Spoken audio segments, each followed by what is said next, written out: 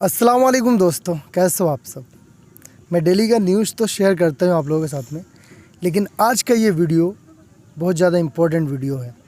Actually इस video में मैं दो टॉपिक को कवर करने वाला हूँ। एक टॉपिक उनके लिए जो सऊदी अरब में या फिर गल्फ़ कंट्री में काम कर रहे हैं, जिनके पास नौकरी है।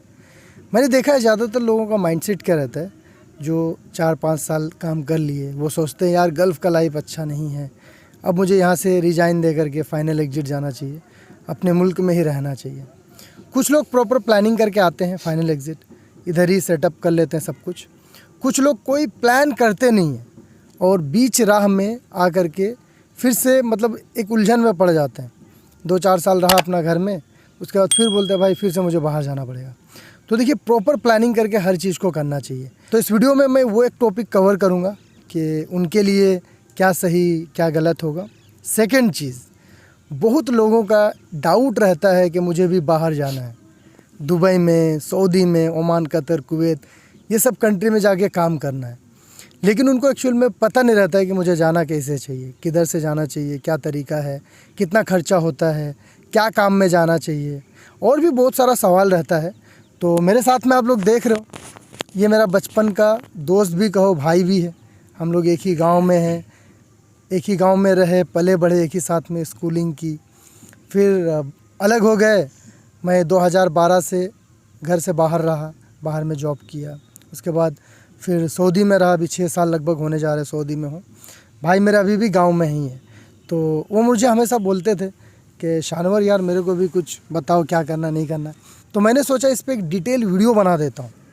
हो सकता है इनका जैसा बहुत सारे लोगों का सोच होगा, उनको भी नहीं पता है। तो जो जो सवाल इनके माइंड में आता है वो सवाल दूसरों का भी माइंड में आता होगा।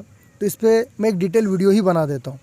तो आज का ये डिस्कशन जो है बहुत ज़्यादा इंपॉर्टेंट होने वाला है।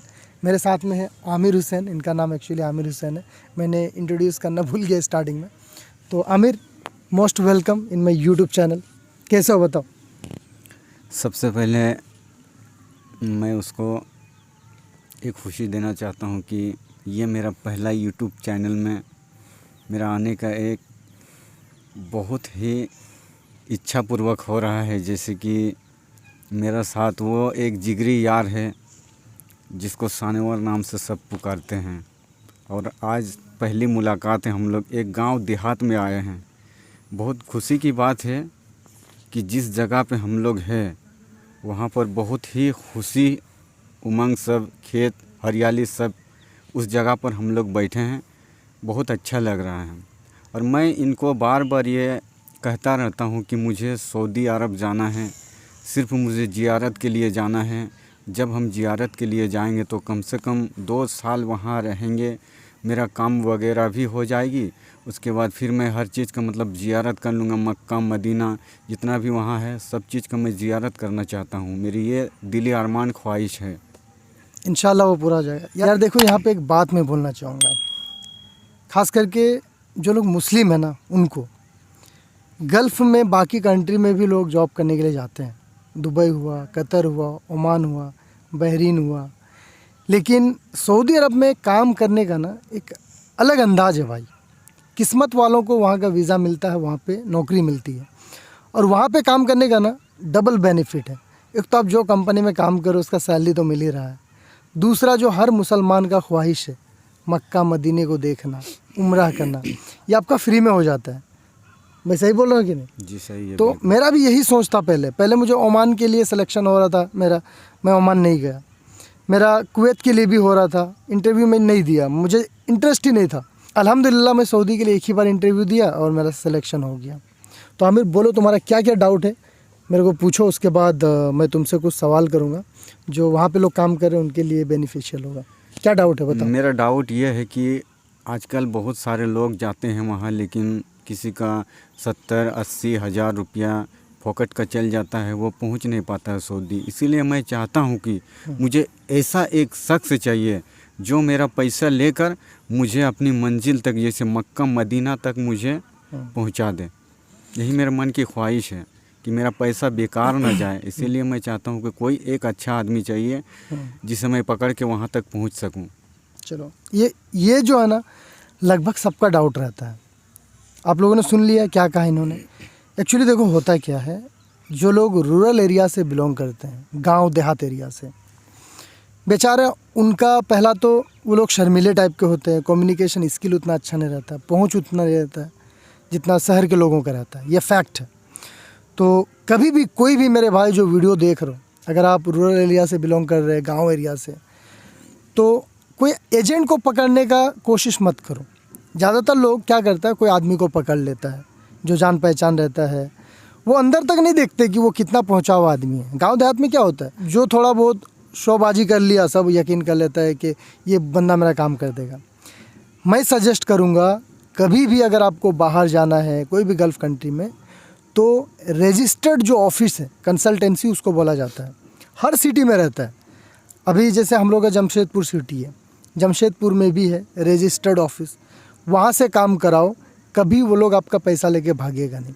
अगर रांची में हो तो रांची में जो कंसल्टेंसी है रजिस्टर्ड, जो जिनके पास लाइसेंस है गवर्नमेंट का, उनसे काम कराओ, आपका पैसा वो लोग कभी खाएगा नहीं। मुंबई, दिल्ली, हर जगह में जो रजिस्टर्ड ऑफिस होते हैं ना, उनसे काम कराओ।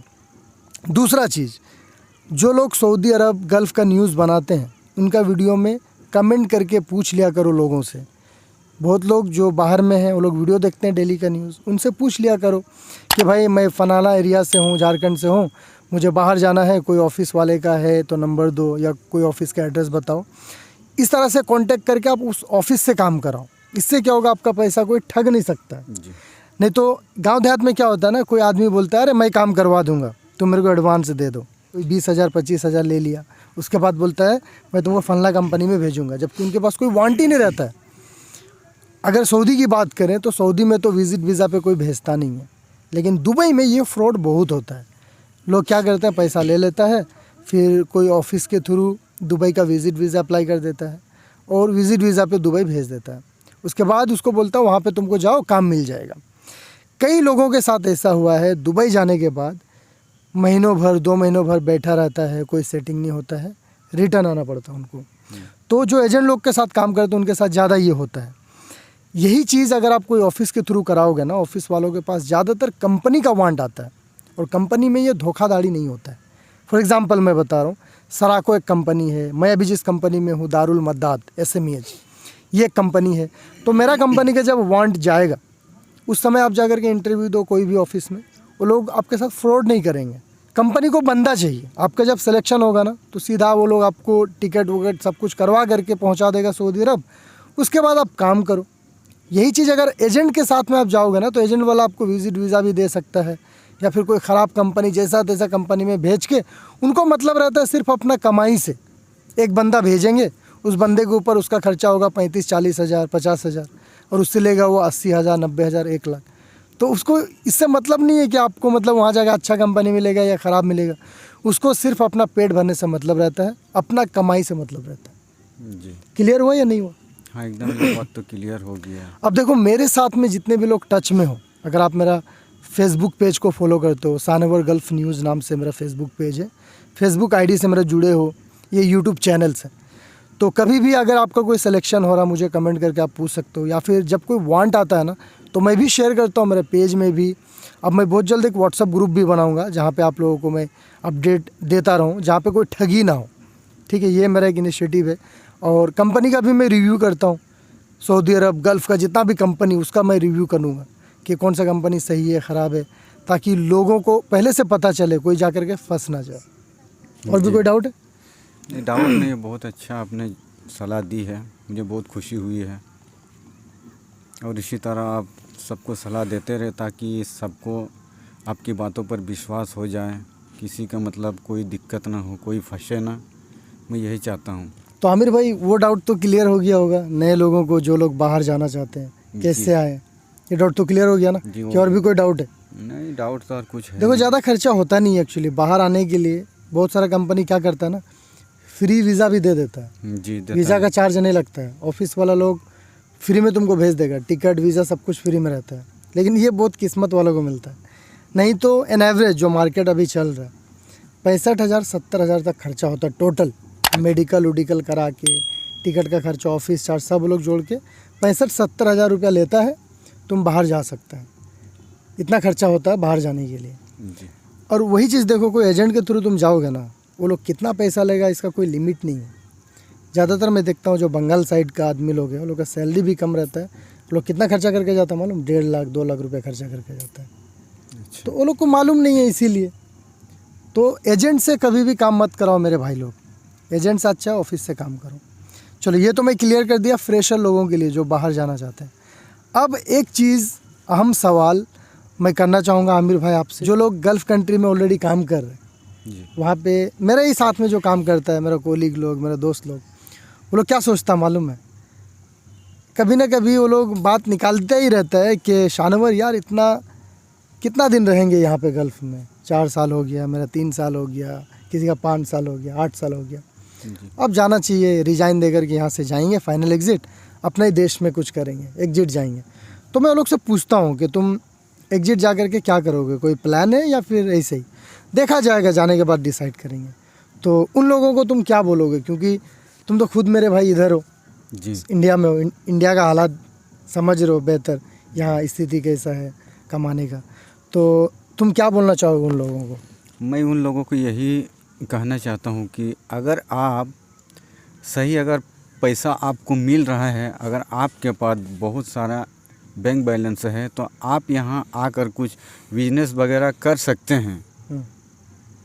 अगर आपके पास अगर कुछ नहीं है तो आप कम से कम यहाँ आके क्या करिएगा, यहाँ तो कुछ वैसा काम तो है नहीं इंडिया में, झूठ मूठ का आप यहाँ इधर उधर भटकते रहेंगे। इसीलिए बेहतर है कि आप बहुत सारा बैंक बैलेंस कर लीजिए, उसके बाद आप यहाँ आके कुछ एक बड़ा बिजनेस कर सकते हैं। अच्छा, तुम इंडिया में भी तो काम है ना मेरे भाई, बहुत लोग तो काम करते हैं इंडिया में, ऐसा थोड़ी है कि सब लोग बाहर में ही।